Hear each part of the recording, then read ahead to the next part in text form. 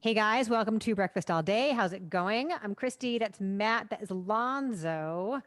Even though it's Mother's Day weekend, we've got a lot of movies about men to talk about, starting with Wrath of Man, which finds Guy Ritchie and Jason Statham reteaming for action and hyperverbal quippering. Action. Yes. Yeah, this Matt. is their first collaboration in I think like about 15 years or so.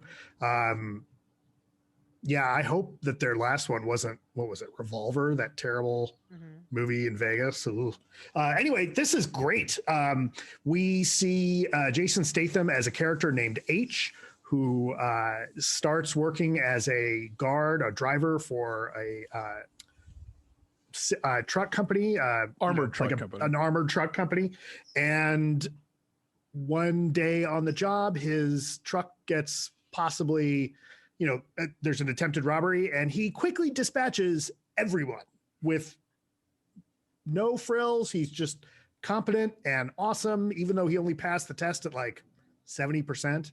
And everybody he works with is a little bit like, who is this guy? And as the movie unfolds, we start to learn there is more this him. Yeah, who is this guy? And we start to find out who this guy is and why he took the job and what he's after. And it turns out that it's this revenge story. And this movie is awesome. This is great. This is not Guy Ritchie silliness. And I mean silliness in the best way. Like, don't go in this expecting Snatch or Rock and Rolla or Lock, Stock, and Two Smoking Barrels. Like, this is like dead on. I'm, going to kill everybody that got in my way. Like, it almost comes off like, ironically, an Eastwood movie. Like, it's just this nasty piece of work. And I mean this in the best way possible. The action's really well done.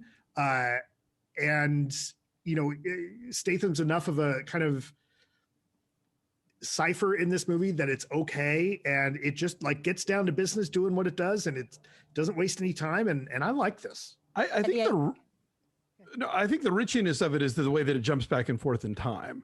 So it's like it is. There's a couple of heists in this movie, but we then go backwards to find out how did we get here, and we go like forwards and back to sort of like keep filling in the blanks from different angles. And so that aspect of it felt like one of his other movies. And yeah, I agree with you. It doesn't have the levity of something like The Gentleman would. But I think part of the problem here is that we don't get like the one interesting woman that you usually get in a Guy Ritchie movie, like like Michelle Dockery in The Gentleman, or Tandy Newton in Rock and Rolla, and which is fine if that's the way you want to go. But the women we do get in this movie are all kind of useless.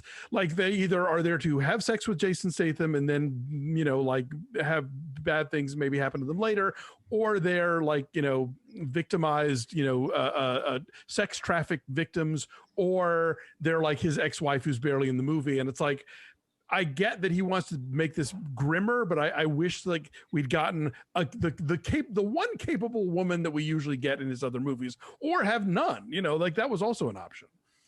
Here's what I suspect about that is that along with the fact that the dialogue in the beginning is so overtly like a parody of the way like pseudo macho guys talk to each other. Right. Before we realize that Jason Statham is a badass, or rather, I should rephrase that. We always know he is. Before his new coworkers at the armored car company realize there's more to him than originally meets the eye.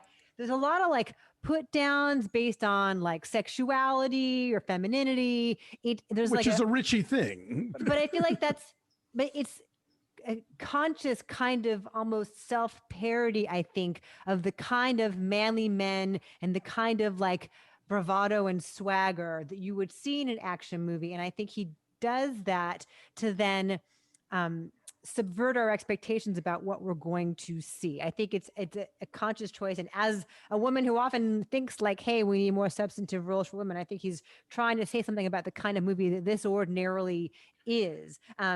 I like this. It's weird to suggest that this is an understated Guy Ritchie movie. Sounds like an oxymoron, but it absolutely is. It's not got all of like the frenetic editing and like the variety of textures and pacing. It doesn't have like the slow-mos and the sped up sequences. But yeah, you're right. It does have the puzzle of a Guy Ritchie movie, the back and forth. And it has the hyperverbal characters who are smarter and more interesting than perhaps you might expect they'll be. Like Jeffrey Donovan, for example, is fantastic in this. And he gets to be just super dry and deadpan in delivering like really smart, clever dialogue. And Jason Statham can just show up and be reliably Jason Statham-y. There are a lot of, one thing I really like about this movie is there are a lot of red herrings, because the part of the thing in the film was like, who at the armored car company is like, betraying, the other people there. And you get a lot of options. Usually, like we always talk about the law of the economy of characters. We're like, oh, well, it's that guy.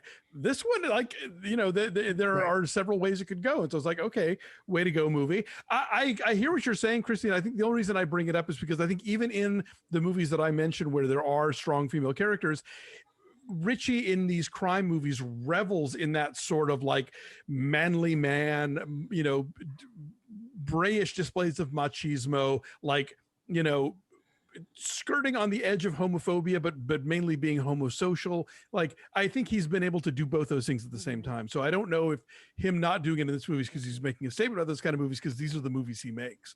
But it's a minor thing. On a technical level and on a plot level, I had a lot of fun watching this movie. The heists are really entertaining. Scott Eastwood, a terrible romantic lead, but a really good scumbag, as it turns out. He's good in The Outpost too, I would argue. Didn't see it, but okay. I think the fact that he's beautiful and he looks like his dad, I think it's interesting that he's choosing meatier, darker roles. It would be easy to just coast and make bad romantic comedies and dramas, and he's not good at that. Yes, no more Nicholas Sparks movies, please. It's like I like Zac Efron as a bad guy for the same reason. Like they're both impossibly beautiful, but then they kind of play with their expectations by playing just asshole. He's really good in this as an asshole. Yeah.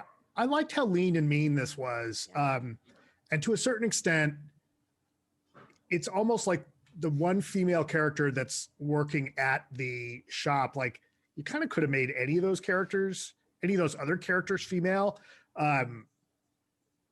because everybody's kind of expendable in this story.